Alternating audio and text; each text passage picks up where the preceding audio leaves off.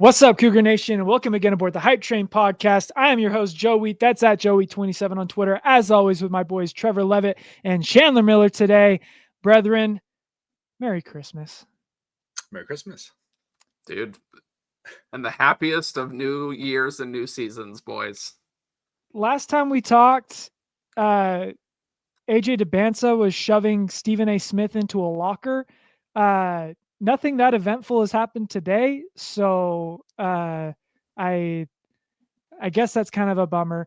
But let me hold on one second. I needed to close the door because again, I wasn't able to give the requisite amount of excitement, and so this is the chance. Let's go! Let's go! Oh my God! Oh my goodness! Oh my goodness! Number one recruit in the country, best high school basketball player in the last 10 years is coming to BYU, and they're not done yet. Oh, it's the best. Like it smelled like broken here. Yeah, I didn't even get to be on that podcast, and here I am. I'm in a new house. I don't have to worry about neighbors, and so let's freaking go, dude. Go Cougs! We are so up. If you missed that episode, go back and listen to it, but you also kind of just heard it there in like a 20-second synopsis. Yeah. Spark noted it for you. Yeah. Loud noises. Otherwise, what else is there to talk about? Good podcast, guys. See you next week. Hey, we get to play a Heisman winner. That's cool. Unfortunately, Genty is my Heisman. Yeah, I don't know. We haven't even talked about the bowl game. BYU's playing in the Alamo Bowl against Colorado. That's something that's happening next week. Mm-hmm. Doesn't feel like it for whatever reason. Are we forgetting the Alamo, Joe? Perhaps a little bit. I'm just honestly, for the last really my entire existence, BYU has played their bowl game before Christmas Day. And so I'm not used to this long of a stretch in between games. But such is life of playing in I guess as prestigious of a non-playoff game as you can play in. We'll get into our bowl preview in a little bit. What's on most of everyone's mind probably is going to be transfer portal stuff. Before we dive into that, is there any other stuff you guys wanted to reference, off-topic things that we can ramble on about for 15 minutes and piss off all of our wives when we're late getting off the show? I'm fresh out, unfortunately. All right, let's go. Transfer portal season. BYU has not been quite as active as I think most people would hope. Rivalry Twitter is abuzz because for some reason, players transferring from Utah and not coming to BYU is somehow a diss against BYU.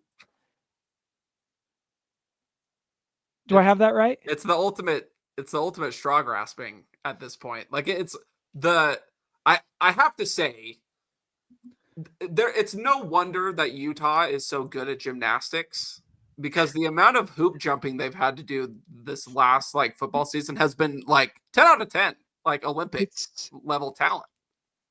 Honestly, it's exhausting, and that's the greatest compliment I can give it. It's just like whack-a-mole, dude. You Cam Rising is the best quarterback ever. He freaking sucks and inevitably gets hurt. Well, it was because he got hurt, and that's Utah is still going to run through the conference with Isaac Wilson. We got 3 quarterbacks that would start at BYU. All of their quarterbacks suck. Well, it's okay because of this reason and this reason. And my favorite thing about it is they talked about how bad their quarterback situation sucked, and their answer was Isaac Wilson leaving to the transfer portal and then coming back to Utah, and all of a sudden it's, oh, what a middle finger. He just turned down BYU twice. LOL. He's a Utah legend, baby. Let's go. It's like that meme of the guy on Instagram where he puts the poll and he's like, who want me? And it's 100% no. No. Yeah. Yeah. It's like Isaac Wilson's like, QB2? Anyone? Okay, Utah. What are we looking like? You need a QB too. Let's How go. are things going? And so it's like that again. For the meme culture indoctrinated. It's like the meme with like the little dog, like the really weak dog and the really strong dog, and it's like every player is the weak dog, and then every player once they enter the transfer portal, and it's the strong dog. It's like it's the meme. Like they're literally doing the meme. And so the best way I can describe it for those who are not on Twitter, it's like Utah lost $100 gambling, won back 75, and are trying to flex on BYU, who is currently sitting on $7 million. It's like look how well we're building, and like look at all these commits we're getting from the transfer portal. Like this is a sign of dominance. It's like, well, it's because you lost everyone. Like literally 95% of your offensive production is gone. And so no duh, you're going to bring in some 3-star wide receiver. Granted, 90% of that 95 was the kicker that left. Yo, for being honest. That was my favorite transfer portal entry, because it was the tweet that was like, I just became way too important at my job, and I accidentally became important at my job, and it's ruining my life. It's like, that's the punter. His leg was getting sore. He's like, I can't do this.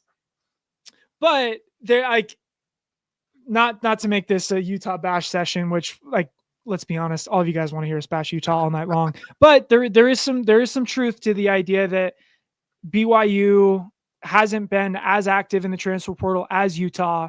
So they've only gotten 2 commits so far. One was Carson Ryan, who former 4-star tight end, got some run at Utah this year, played 2 years at UCLA before that.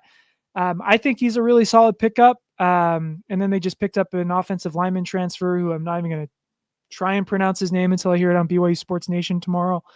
But that's it. Like what's kind of your guys' level of concern with BYU's lack of activity so far in the transfer portal? Yeah, not super concerned. I think for a couple reasons. I think, as you mentioned, like Utah is trying to bring in a lot of guys that they've lost. BYU, I think in part, I think there's a couple reasons for this. I think you look at 2023, BYU's first season in the Big 12, like they brought in a lot of transfers, and no one, like there was talent there, but no one meshed quite as well as everybody wanted. And so what did they do? They brought back everybody from that year, added a couple of key pieces, but I could even get to those in a second. And just the continuity of the team is what allowed them to have success. Now you're trying to do basically the same thing all over again, just bringing back all the guys that have eligibility left, minus the seniors, and do it again. I think you look at like Jay Hill, for example. Jay Hill's gone on record to say that he would much rather go the development route than the transfer portal route. So not too concerned about that. You look at like the offensive side. There's rumors floating around because of these JUCO rulings that like guys like Darius Lassiter could come back for another year. Chase Roberts is still weighing his options. And so who are you going to bring in, A, that is going to replace either of those two, should they be able to come back? And B, who are you going to bring in right now that maybe forces their hand to leave, right? Like you don't want to bring in a receiver right now and all of a sudden Chase Roberts is like, well, they don't want me anymore. Because we want him to stay. He's been in the system. We want him to be able to continue his production. And so I'm not too worried about that. Now, even like the transfers last year that Jay Hill brought in, one of them was Jack Kelly, who's not really so much a transfer as he is just like a calling up. Like he knew Jay Hill's defense. He knows his scheme. It's not like he had to relearn the system. So in a way, he had built-in continuity coming into this. And so I think that Jay Hill will bring in some guys? Sure. Like we obviously need some defensive line guys. The offense went out, got Carson Ryan. Like tight end was a big question for this season. So it's not like we haven't filled pieces of areas of need. Like we needed some offensive line guys. We needed a tight end guy. We went out and got those guys. But the thing is we've still got people making a decision as to whether or not they can and or want to come back off of a team that went 10-2 and can return most of their dudes. So am I concerned? No. I think after the bowl game, when people have decided what they want to do. I think we're going to see, maybe a little bit more aggression in the portal. But I look at the fact that we don't have to be aggressive right now as a blessing. That means that we've done something right during the regular season, and right now we can just sit, enjoy the bowl game, and just see what we need after. Yep, absolutely. And I mean, just to add on to what Trevor was saying there, I'm not really convinced that we haven't been as active in the transfer portal. I think we have been plenty active. A lot of it's behind the scenes. And I think the perception of our activity in the transfer portal will look very different maybe 2 weeks from today. Like there are a handful of guys that we know who have visited. Some higher profile names like Coup Connect reported that, Andrew Gentry came and visited. There's some other guys that have visited that we've heard about are likely, taking 1 or 2 more visits to other schools and then deciding, and still a very good chance they could end up at BYU. So there's just some news that will likely break here soon that everybody will be happy about that we can't quite report on right now. So I think there's going to be a different perception there. And to, Trevor's credit too, like, I think with what you're mentioning about not wanting to push players out, like there are plenty of players that are more established that I'm sure, like, no matter who we bring in, Chase Roberts will be fine, but we wouldn't want to push out like a Cody Hagan or a younger player who will then be buried on the depth chart and will likely, would need to head out if we do bring in some more guys above them. So I'm not overly worried as well. Like, if we had, like Utah, brought in a 5'10" quarterback from a 5-7 team who threw 12 touchdowns and 12 interceptions this year, then I'd feel great. Then I'd start talking about how we're going to run the conference again next year. What about a Mississippi State transfer with 10 total catches in 2 years of college football? You mean a star? I hear that's a star to me. That's what I'm hearing. Let's put it this way. I was told he was. No, I'm just kidding. for you fishermen out there, Joe, I know you're one of them. Utah is casting a wide net out of necessity, whereas BYU currently is sport fishing. Like BYU is being very, very selective. Biology, but he's back. Biology. Like BYU, there's the sailfish, like the marlin out there that BYU is going out for, and that can take some time. And Utah, meanwhile, does have to bring in. And I say this more factually than insult. Like they lost a ton of guys, so you need to bring in via mass as well. So that's just, for you outdoors people, that's kind of what we're looking at right now. BYU can be a little bit more selective. Utah has to be a little bit more general, just so they can field the roster next season. For sure. Your point is apt that some people in the portal they lose a bunch of guys. Like, I mean, teams like Arizona lost 23 guys to the portal. I think Utah is well over 20 as well. Like they have to do that right now. BYU is kind of in cutting mode. So that's the first part, is rosters next season are being cut from 125 to 105. And BYU's obviously over that limit with the limited number of graduations that are happening. And so that's why you're seeing more guys going out than coming in. For the most part, like there hasn't been a single portal entrance where I've been like, okay, that's a problem. Crew Wakely obviously stinks, but like, look, you got, like, let's just say you have 3 safeties. He's a walk-on for one, and you have 3 safety scholarships, and you can either give it to freshman Tommy Process, freshman Falatau Satawala, former 4-star Raider Demuni, who's a sophomore, or senior Crew Wakely. Who are you giving that scholarship to? And that's kind of the calculus that we have to do. We would love, like, I'm sure the coaching staff would love to keep Crew. They just don't have a scholarship for him under the new rules. So it just kind of is what it is. And that's the story of most of the guys who are entering the portal right now for BYU. The second piece is BYU already has a lot of guys on the roster that are worth keeping. And so, like, again, some of the perception is like, well, BYU spending all this money on basketball. Why aren't they spending money on getting recruits in football? They are. But the difference is would you rather have Mississippi State transfer with 10 total catches in his career, or would you rather pay Chase Roberts to come back for another year? That's a pretty obvious answer. Would you rather pay XYZ linebacker, out of the transfer portal, or would you rather pay Isaiah Glasker, who's getting, hundreds of thousands of dollars offers from teams like USC and SEC schools? I would rather keep Isaiah Glasker on the roster. And so, like, it's not as splashy, but BYU's got some dudes on the roster that are already worth keeping. And most of the production is honestly coming back next year. The places where BYU absolutely needs to be sport fishing, to Trevor's analogy, are positions like offensive tackle, where Andrew Gentry still on the board. Positions like cornerback, they swung big for Cam Calhoun out of Utah. He goes to Alabama. You tip your hat to that. Like, BYU's probably not winning a fight with Alabama. What are you going to do? But that's one that, like, we'll see what happens. That's probably a little concerning that we haven't seen any other corner offers go out. So there, like, certain positions I'm a little bit concerned, like corner. We're not seeing any other offers go out for corner. It just kind of felt like we shot our wad with Cam and that was it. Defensive tackle, there's not a lot of movement on the defensive tackle front, which concerns me. Especially losing John Nelson and Blake Mangelson. However, Latu too. He entered the portal today. Yeah. But like, what's weird is they're pushing defensive tackles to the portal without really bringing anyone in. And so that we're aware of, right? Yeah. So for me, I don't really understand the strategy at defensive tackle, except maybe that they like moving defensive ends inside. Like, they'd rather have if I'm looking, Jeff Hansen kind of made this point that it's like, if I'm looking at the portal behavior, they're going super hard after transfer portal defensive ends. Guys like Tausili Akana, guys like Hunter Clegg, guys like Lance Holclaw from Washington. Like, we're hearing a lot of buzz around these defensive ends, which tells me they feel like defensive end is a much bigger need, and maybe they can move some defensive ends inside, like a Viliami Puha, who played at 260 last year.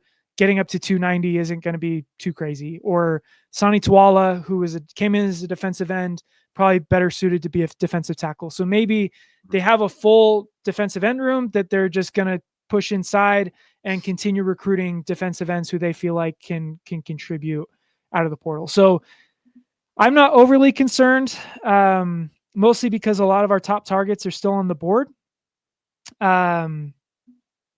So, and like, we didn't need a million guys in the first place. Things I'm hearing out of the portal, good news is coming, particularly a defensive end who is committed currently to another Power 5 school, just getting off his mission. 4-star kid. It's one of the worst kept secrets in the entire world, but I'm still going to keep it. But the name's kind of being floated around already. Just suffice it to say, good news is coming. Other than that, Carson Ryan, he's a stud, position of need. Like, we needed a tight end. We got a tight end, former 4-star kid. The best comp I have for him, he's more of a Tavatase than he is a Reiner Swanson, or a Dennis Pitta, but we need a Tavatase because there's a lot of blocking that tight ends do in this offense, right? But I like the pickup. I think he's an upgrade over what we have in the room right now. I think he's a day one starter, so I like what I'm seeing with that. Yeah, no, he's a super talented kid. I think hopefully this isn't a Samson situation, because I'd imagine that head of lettuce is probably not going to stay. But definitely super excited. I think one thing that's, speaking of like continuity at the position, I think is going to be big, just because like Keanu moved over, was good at blocking the linebackers, had a little bit of an issue with the defensive ends. And I think just bringing in a guy that's like naturally born and ready to play tight end and has been forever is going to end up paying huge dividends. So, and that's not, obviously a shot at Keanu. I feel like he did the best he could given an off season. Right. But definitely excited to see what Ryan's got going on for him here. So in terms of visitors I know are coming up, Tuasili, I have no idea how to pronounce her name, dude. I'm sorry. I'm just going to call you Akana because that's your last name. Akana is a transfer from Texas, was a 96 rated player on 24/7 out of high school. He's coming from originally, he's from, I think he's from Skyridge, if I'm not mistaken, played with Smith Snowden, who's a cornerback at Utah back in the day. He's an absolute monster, man. He's someone to definitely keep an eye on. He's visiting on Saturday. I already mentioned Hunter Clegg. He is a return missionary. We're kind of fighting for him a little bit. We'll see what happens there. But again, another 4-star kid out of American Fork. If BYU lands those two, man, I will be thrilled. Go watch their film. They're dogs. Akana is definitely in the mold more of like a Kyle Van Noy, Sione Taki kind of guy, where he's a little bit thinner, tall, 6'5", more of a true edge rusher than I would say a defensive end. Where Clegg is a lot more like Tyler Batty. Hopefully he gets to the quarterback instead of just generating a million QB hurries.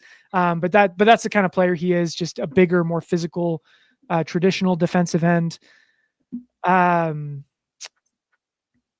Nothing on the safety front, nothing really on the linebacker front. We already got our tight end, Andrew Gentry, still on the board, former 4-star kid from Michigan.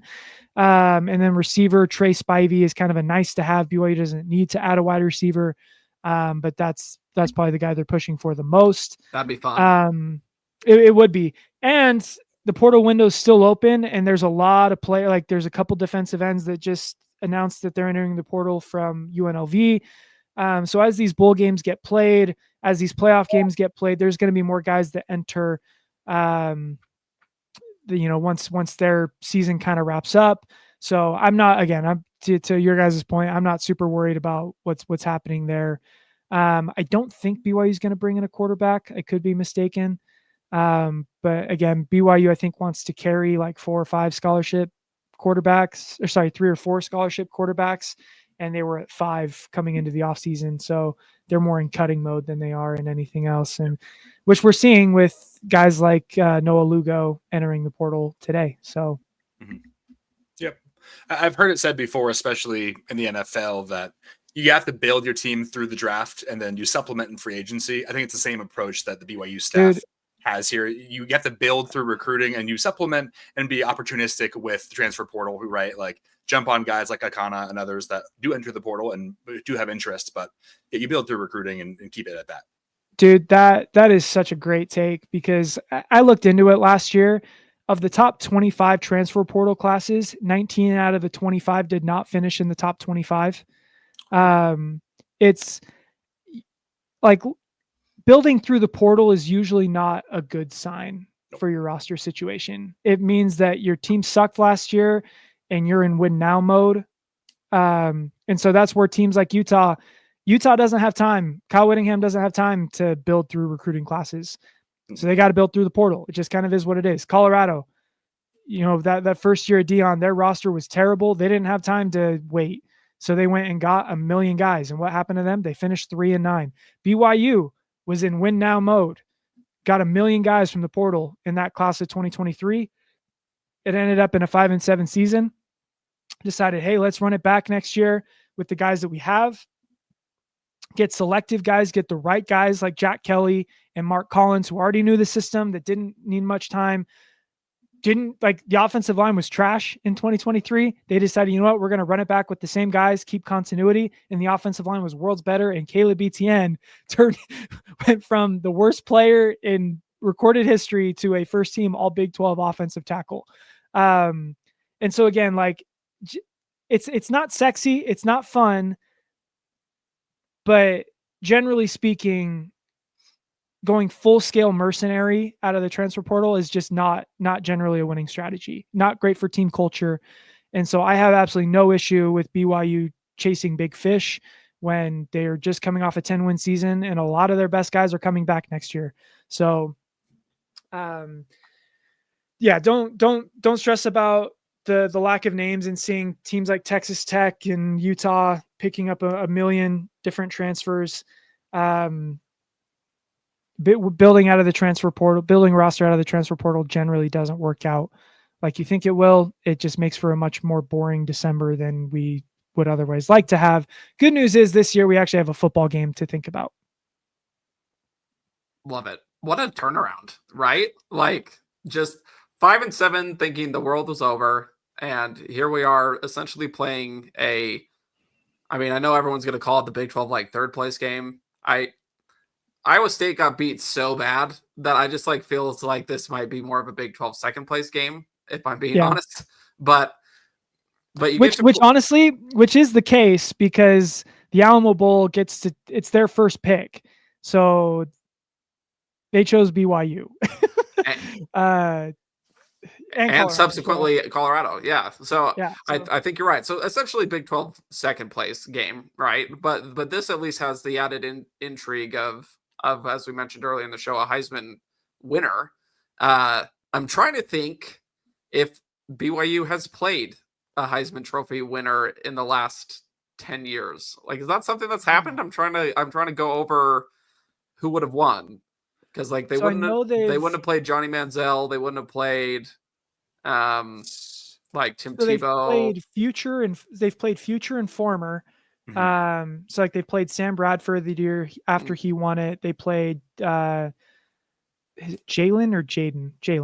Daniels. Jaden Daniels when he was at Arizona State. In the year that they won the Heisman, it's probably been since like the 90s. Maybe, did Reggie Bush win the year we played them? Yes, 2004. Okay, so 20 years. Yeah, that's crazy. Cool. Yeah, which honestly, like, what were your thoughts when you found out BYU was going to the Alamo Bowl? I'm sure, like most of Cougar Nation, pretty bittersweet. Like, I don't know what it is. The Alamo Bowl has always been one of my favorites. I think the way that it's televised, the way that the field's presented, the games that come out of the Alamo Bowl tend to be really high scoring and insane. Like I'm thinking of like the Oregon TCU game where TCU came back from like 27 down with like 3 minutes left in the third quarter to win that game in overtime. Robert Griffin the third, when he won the Heisman, played like in the Alamo Bowl that year. So the venue itself is going to be awesome. Like the production value is going to be fantastic, and not even like adding Colorado into this and the prime effect, right? I just, man, like as brutal as how last season was, and watching this team, work hard and earn all the good things that's happened to them, there's just a little twinge of like, gosh dang it, to the fact that we're playing a team that like exists within our conference. like that's like the hardest part. Like if Colorado was still in the Pac-12, or if we got, I don't know, like Cal even, like I would be like all the way in. I'm still all the way in, let's be honest. But it's because the Big 12 patch is on the Colorado uniform that it just adds just a little bit of a bad aftertaste. Yeah, it's definitely a mixed bag of emotions there. Like we talked about this a little bit before. I think it might have been while Joe was on vacation. Like what would our reactions be? Hunter made some good points with kind of more of the pessimistic view there of like, this is going to be Deion and Shadur Sanders and Travis Hunter's last game together in the college ranks. So the media, like Frenzy and Love Fest, is going to be all about them and probably not covering BYU and our incredible season quite as much. But at the same time, this is a great opponent. It's a good chance to go out on a high note. Like beating another really quality team in Colorado would be a great end of the year and would build some confidence going into next year, in which we could be playing Colorado there in the first 4 weeks. So it'd be kind of wild, but it'd be a very different team at that point with new quarterback. I saw that I think Caden Salter from Liberty transferred to Colorado, announced that today. That's a weird choice. I'm not very high on Caden Salter. He wasn't very good this year at Liberty. Yeah, we'll find out. But yeah, definitely a mixed bag. I was hoping for the Pop-Tarts Bowl, and at the end of the day, it does feel like a little, I don't want to say dismissive, but kind of like, yeah, like a bowl game against a conference opponent that we are scheduled to play likely in the early portion of the next season. In what some would call a glorified second or third place game. You can't convince me that Iowa State's the second best team in the conference after what we saw. So it does feel a little bit disappointing, but at the same time, like Trevor said, I mean, it's going to be very highly watched. It's a respectable opponent, which is so much better than what we've had in the past. Flashbacks of UAB and that horror show of a game down in Shreveport. So I have to be happy with it, but I'm glad you brought that up because I heard someone call it Shreve Point Independence Bowl 2.0, which No. Who on UAB won the Heisman that year? oh my gosh. Like if this was like, I remember that 2021 year, BYU fans were like, oh my gosh, there's a chance we might get into the Cheez-It Guarantee Rate Bowl against 7-5 Texas Tech, guys. Like that is the pinnacle.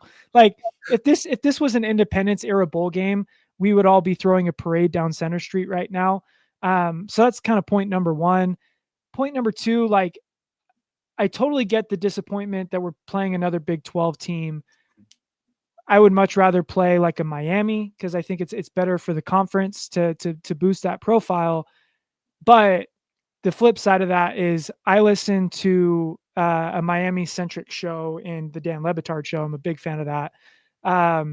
And they have a few big Miami boosters that are on the show, and they're all talking about how disappointed they are to be playing in the Pop-Tarts Bowl.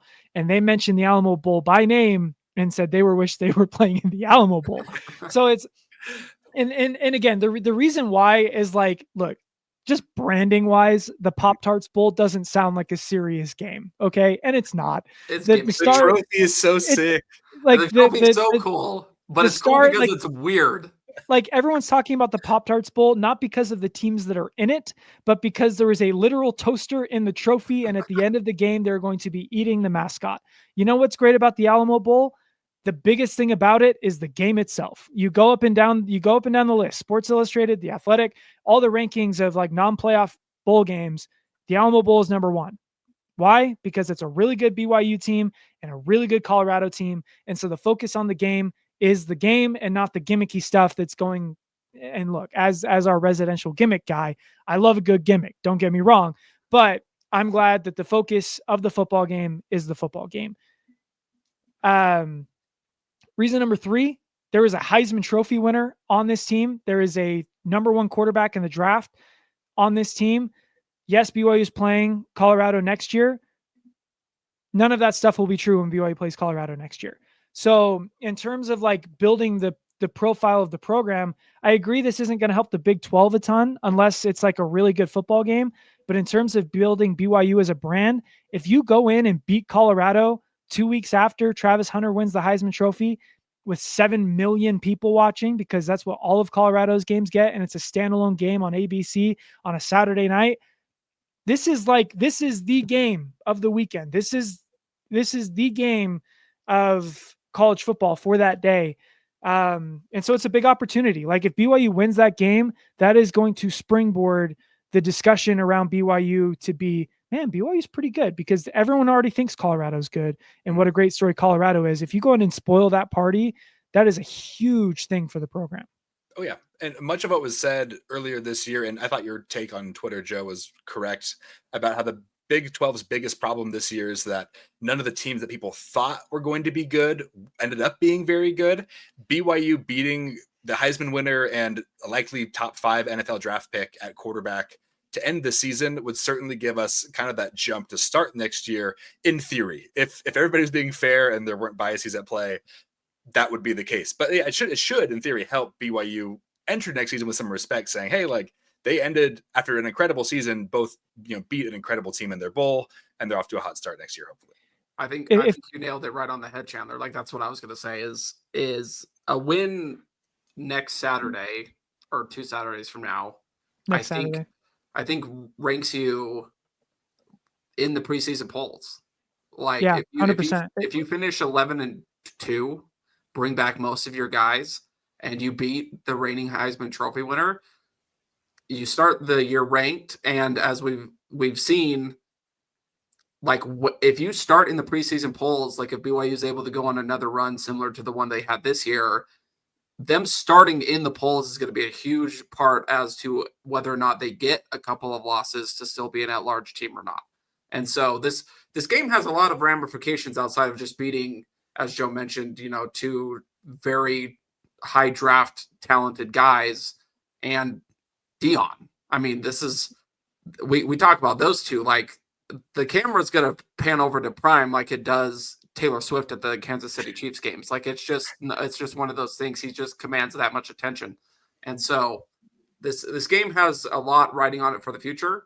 We just talked about the portal. Like, one of the things you want to point at to guys that are in the transfer portal is, hey, we went out, we beat these big time names in these bowl games. Like, come help us, take us to another level. Like, this game has a lot more writing on it than just simply a win or a loss in the column.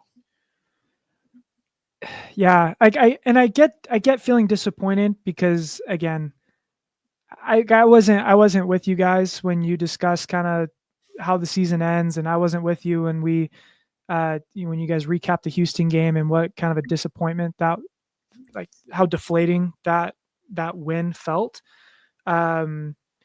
I totally understand feeling disappointed about, starting 9-0 and finishing 10-2 and missing a chance at the conference championship. Like, all of that is definitely a bummer. It is what it is. Like, feeling sad about it isn't going to change anything as a fan. I get in way too many arguments on Twitter about this. Like, if you can find no joy in this season after winning 10 games, it's time to find a new hobby. Like, genuinely speaking, this bowl game isn't going to have like any real like, I shouldn't say that, because I think a win on next Saturday, turns this from like a tier 3 BYU season to like an upper tier 2. You guys were talking about like where this ranks all time in BYU history. If BYU beats Colorado on Saturday, I think it's unequivocally top 5 all time, behind only 1984, 96, 90 with Ty Detmer winning the Heisman Trophy, and probably 1980, maybe. I don't know. Maybe I might have to sleep on that, but you could be on some. But it's like, but after that, you're in the kitchen. I'm just not sure if you're cooking or not. But after that, like 11-2 in 2024 beats 11-2 in 2006. It beats 11-2 in 2007. It beats 11-2 in 2009 because of the schedule. Like, you can talk about winning a Mountain West championship. I get that. There were no conference championship games then either. And so everything that BYU accomplished in those years, BYU accomplished this year with the tougher schedule. Other than that, like, what is it? But if BYU loses and you go 10-3, the last thing, like, how you view an experience, my wife always says this, how you view an experience is the average of the highest high and how it finished. And so if BYU finishes, like, the highest high was Kansas State. If BYU finishes with beating Prime in Colorado, man, that, like, your memory of this season is going to be crazy. Mm-hmm. But think of how 2021 ended. Highest high was beating Utah, and it ended with a loss to UAB. How do you remember 2021? It was a great season, one of the best in BYU history. Still leaves with a bitter taste in your mouth because of how it finished. Mm-hmm. Still a great season, but that's what's at stake for BYU, is we're kind of playing for pride and how we're going to remember this season for the rest of our lives. And I hope it's with a win, because that's what this team deserved. Love it. Well said. So do we want to preview the game now, or are we going to have an episode next week? Ooh. I think I'd want to preview it next week. All right, let's preview it next week. And you guys want to keep talking about football, or are we pivoting to basketball now? I mean, we haven't really dedicated a bunch of time to basketball yet. Why not? Mm-hmm. Is BYU good? Yes. Because I think so. Mm-hmm. Like, are they as good as, like, before the season we were talking about maybe best team ever kind of scenarios? This probably isn't that. Like, especially with how good the Big 12 is. Like, yes, BYU brought in multiple top 40 recruits in the country last year. So did like half the Big 12. So, like, you also add Arizona, like, and you add Arizona, just got better, just straight up and down. Like, and that's what's so frustrating, is like BYU is finally landing the top flight talent that we never thought they could. And congratulations, that puts you third place in recruiting. Hey, but the thing that's important to remember is, and we had this discussion either earlier this week or at the end of last week. BYU right now is still gelling. I think that's important to note. It's a young team that is also unfamiliar with each other for the most part. So you've got guys like, Demon coming in. He's young. He's trying to figure out his role in the team just as an individual, while at the same time getting used to how Trevor cuts, what it looks like when Richie Saunders is spotting up for a three versus, slashing to the rim. Like, they're all trying to figure out where they belong on this team. I think we saw even this last game against Wyoming, like, Mawat Mag comes in and he looks phenomenal. He hadn't been playing up to that point, like getting a bunch of minutes, but now he's scoring points alongside elite defense. Like, everybody's still trying to figure it out. Kevin Young's still trying to figure out what lineups he wants at the beginning of the games, at the end of the games, and for everything in between. This is a team that's played 3 talented teams. They won one of them. They barely scraped by, they barely lost to a team that was ranked in overtime, who they absolutely looked like they belonged on the court with.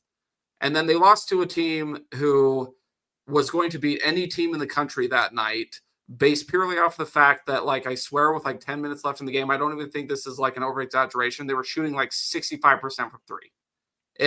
It doesn't matter who you're playing. That could be Kentucky, it could be Kansas, it could be North Carolina. Like, it doesn't matter. If you shoot that well from the 3-point line, you're going to beat everyone.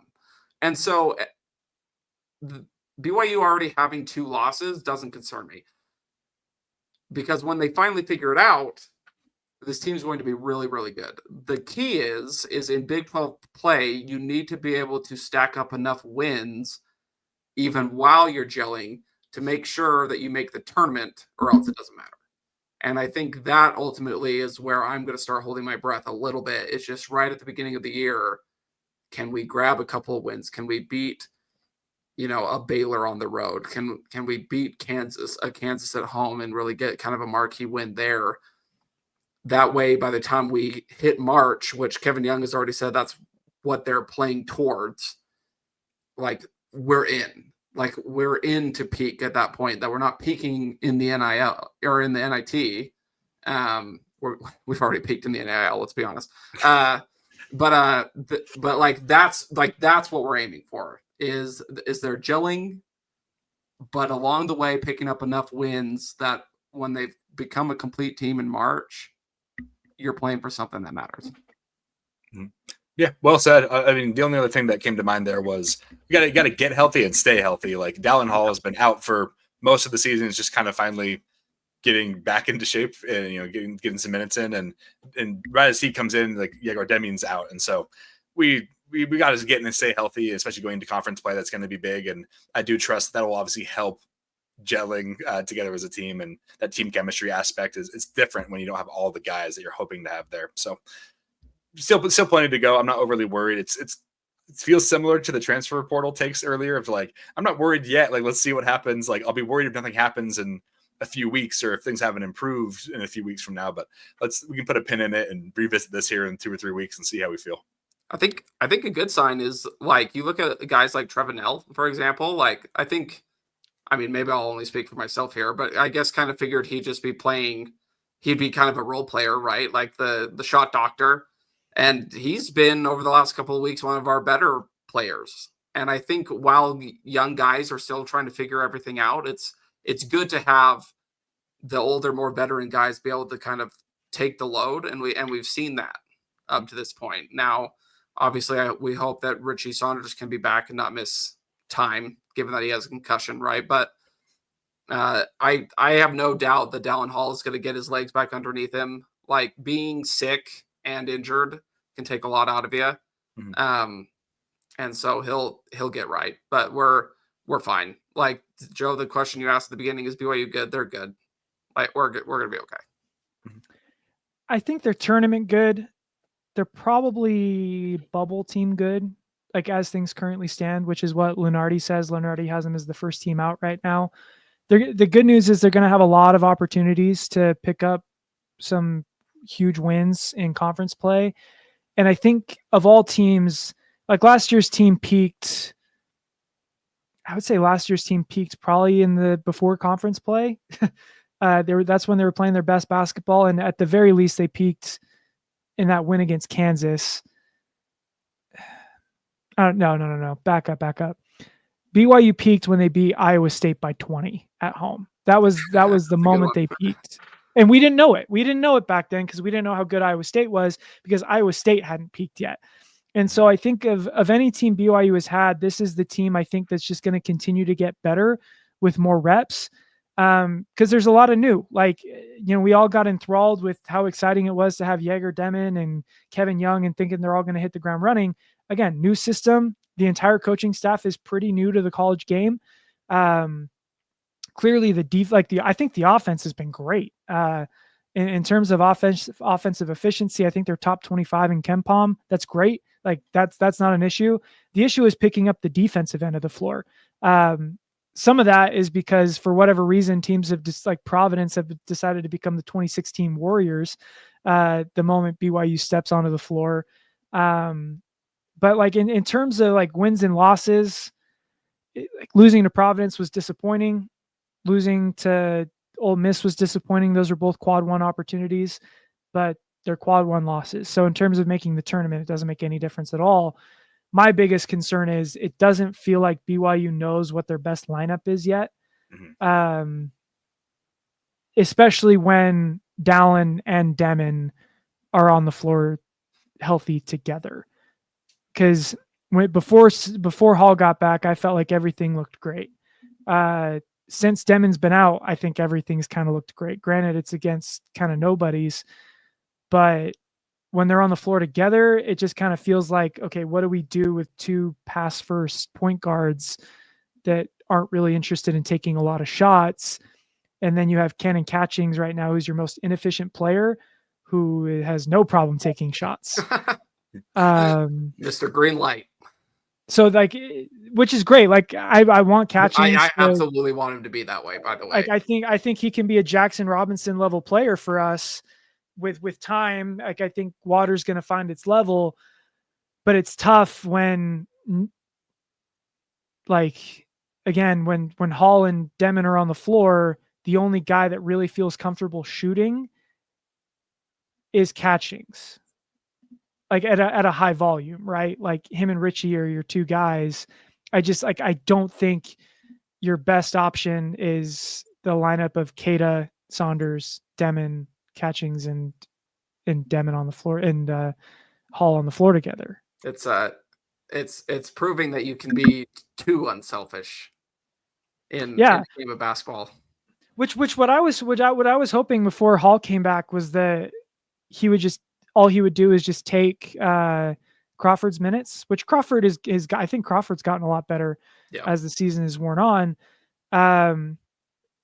But the problem is like, how do you can't put Demon on the bench. Like he cannot be your sixth man. Absolutely not.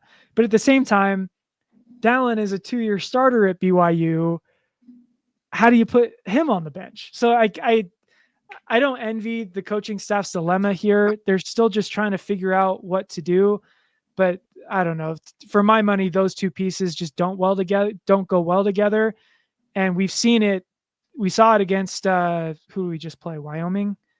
We saw it against Wyoming that a lineup of Dallin Hall, Foose, Dawson Baker, and Bošković, that can get you somewhere. And so if that's your second lineup, that's great. I just like this, but the sooner we get that figured out, the better, because there's no gimmies in the Big 12.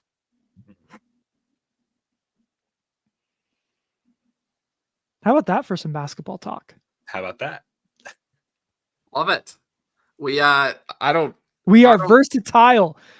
What do you think, guys? Do we get into some soccer talk? Let's get it. Men's golf. Let's go. Dude, I will say, as far as soccer did win a national championship, by the way, and cross country. I think we talked. No, we talked when we did. Cross country won a natty. So kind of in passing. No, we didn't. because that was the same day as Arizona State. So congratulations, BYU is a cross country school. Yeah, let me like my time to shine, gentlemen. No, it's joking. But Ed Eyestone and Coach Taylor are like Lavelle Edwards good at BYU. Oh, 100%. Like if there was money in the school's budget to build statues for track coaches, like they both would have earned one. And the fact that they're able to do it at the times that they do is so funny to me. Like Coach Taylor, the BYU women's team was supposed to win, like they were the favorites this year. But the men's team was favored behind Oklahoma State like all season in conference, in the national championship, like whatever. Yet, I don't know, just as somebody who ran under Coach Eyestone, you just kind of know the way that he likes to coach, and he just saves everything for when it matters, which is the same reason why like I have all this confidence in Kevin Young that everything's going to be fine, because at the beginning of the season, like those preseason rankings don't matter. So to just see those guys be able to go out and run not only for each other, but for the university and like win 2 titles, like is phenomenal. Like I'm so proud of that track team. Like they're like, I guess in this case specifically cross country, but BYU has always seemed to punch above its weight class. And now like BYU cross country is like Nick Saban, Alabama good. Like that's kind of where they're at now. And it's awesome. We're a sports school, man. BYU punching above their weight class. Where have I heard that before? Yeah. What else is new? Yeah. What else is new?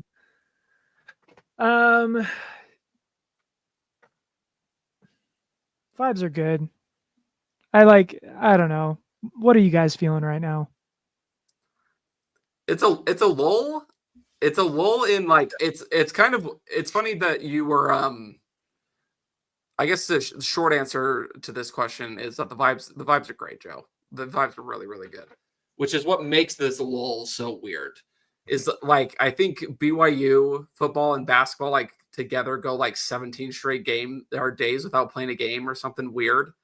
And I think you go back a couple of weeks and I was talking to you before the show and I was just kind of like, this is almost too much. Like the basketball team's really good.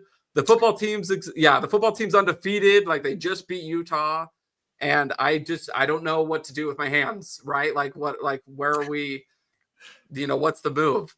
And now it's like nothing's happening. And I like, what do I do with my hands? Like it's come full circle, just the complete opposite direction. So just ready for it to get back more consistent with football next week, but basketball just in particular. I missed the 2 games a week Big 12 schedule, so I'm excited to get back into that. I'm so excited for Big 12 play. I'm just kind of bored with basketball right now. Like same. Playing Missouri Valley State, whoever, like your Twitter page is great. It just playing 8 different versions of that in non-conference play just like isn't interesting to me. So I love watching it because I love watching BYU win, but I'm definitely excited to watch them more consistently play their caliber of team so I can actually figure out how good this team is. In football, I don't know. It's just like, I feel what a lot of you guys feel. And it sucks that a season that great ended that way. And honestly, I think I'm just tired because this season was so exhausting and just a constant battle of, okay, when is it finally going to hit the fan? And it didn't for 10 weeks. So I don't know. Random thought and random question, I guess, about the football team and about the bowl game. It was so exhausting, like you mentioned, throughout the season we have 1 week off before Utah and I couldn't breathe. I'm like, oh my gosh, I need this game to be here. I need it to be over. I need us to win. But with how BYU has played the last 3 games, I should say, does having a month off before a game, do you think that helps or hurts? Like bowl games are just weird in that sense because we're not used to having a 3-week bye before a game. Like, do we start slow out the gate? Does that help us correct our issues in the last 3 weeks? I have no idea. I think I would think for health it would be great, but unfortunately we're missing Braden Keim and Isaiah Jada, which is gonna suck. But I mean Colorado's also missing guys to the transfer portal, so I want to say it helps just because I don't know, but part of me think it hurts, to be honest. Yeah. Just because like my vibe, for me, it's almost like football season ended 3 weeks ago. So hopefully it's not the same with the players. But honestly, I'm just tired because like I've spent the last like 3 weeks of my life trying to convince BYU fans that no, BYU is good actually. Like I get losing to Kansas sucks. Mm-hmm. For whatever reason, they turned into the 2016 Golden State Warriors for 3 weeks. I can't explain it, but they beat 3 ranked teams, including the team that went to the Big 12 title. So it is what it is. Losing to Arizona State, that sucks. Arizona State just won the Big 12 championship game by 30. Like BYU is a really good football team, man. Like it's okay to admit that. For whatever reason, there seems to be this vibe that you're not allowed to feel an ounce of joy for your team because that means the team is going to get complacent and stop trying to get better. Look, guys, we're not coaches. We're not players. Like celebrating the good times doesn't mean you're complacent with the bad. I don't know. This is building a straw man, but I've had this argument way too many times in the last 3 weeks. So it's been on my heart that like being happy with a 10-2 season, given the preseason expectations, is not being okay with losing. It's not being okay with mediocrity. It's not being okay with falling short. It's just finding joy in what you have. Because I have literally talked to 4 different fans who have told me straight up they have never celebrated a BYU season in their life because at some point BYU disappointed them. And I'm sorry, that's just pathetic. It is. Because like, if you can't find joy like that, this is my Christmas message to you. If you can't find joy in this season, then what's the point? Why do this? Yeah. Like why listen to this podcast? Why spend weeks and weeks and weeks on end watching these games, suffering and agonizing all off season if you know you're just going to end the season disappointed? But expectations change. BYU started 9-0 and missed the conference championship game. That's disappointing. Yeah, it is a little disappointing. But also, it's not because we all expected BYU to win 5 games this year. So it's disappointing, but it's not. It shouldn't be depressing. It's a bummer. It's not disappointing. It's a bummer. Like but think about it. Like for all those fans who spent the entire season freaking out and being depressed, waiting for the other shoe to drop, not celebrating the Oklahoma State win because Oklahoma State was a bad team and it showed that BYU was eventually going to drop the ball at some point. How much extra happiness did that bring you? How did it make the loss sting any less when it came? No. So just enjoy it when you have it. Yeah. Enjoy Big Noon Kickoff. Enjoy, like, I get it. Oklahoma State sucked. Man, I am going to remember hugging those strangers for the rest of my life. I am going to remember that picture in Trevor's background for the rest of my life because it happened. Like, look, BYU lost 2 games. You know who else lost 2 games? Iowa State and Arizona State, who went to the Big 12 championship game. I'm not going to sit here and pretend that this season was all of a sudden a disappointment because BYU lost a tiebreaker. Yeah. If those losses happened at the beginning of the year rather than at the end. Oh no. Is it really all that different? It feels different because it ended better, but I don't know. It's just weird behavior, and it's a self-fulfilling prophecy. If like nobody during Parker Kingston's punt return was like, well, what if Kansas State isn't actually a top 15 team in the country? Like, if you're thinking that, just abandon it. Like, but you say that, but like I did hear that. Like I did hear that from BYU fans that like, oh, that's not sustainable. Like Kansas State players falling all over each other. Like, who cares? It happened. Turns out it kind of was. We scored 4 special teams touchdowns throughout the year. Turns out it actually was quite sustainable. I wouldn't count on beating Utah the same exact way we did this season every single time, but I'll take it. Like I don't care. But we won. Yeah, who cares? But but the other thing is, this season is only a disappointment if you truly think that BYU, this was their only shot and they blew it. If that's the case, then I understand the hopelessness. If you think this is the high watermark of Kalani Sitake's tenure, one, I think you're an idiot, because BYU's has done this 3 times in the last 5 years under Kalani Sitake with less resources, with less talent than they're ever going to have again. Like there is no evidence that this is going to be the only time that BYU is going to be here. And so because I have that belief, this season is the first chapter of a great story. This season is just year 2 of what is a brand new era of the next 100 years of BYU football. And man, BYU was way ahead of schedule. Think of TCU, think of Utah, think of who are the other G5 teams? UCF, Cincinnati, Boise State. Where are those teams that transitioned to a Power 5 conference? Where were they in year 2? Every single one of them was 5-7 or worse. BYU went 10-2. That's great. That is context that needs to be added to the situation. Okay. So again, feel your feelings. It's okay to be a little bit bummed that BYU missed out on what could have been a great opportunity, but find happiness in the fact that this isn't the only time that it's ever going to happen. Oh yeah. And let's say you think BYU overachieved, and that in your heart of hearts, you know that to be true. What's to say we won't win close games again? Have you been paying attention at all over the last? Kalani Sitake is awesome in close games. Absolutely. Yeah. It's going to keep happening. We will have seasons where we underachieve, where we lose those close ones that are just going to sting. And there's going to be seasons where we win them. And we did this year. So no reason to expect that won't happen over the course of the next few seasons too.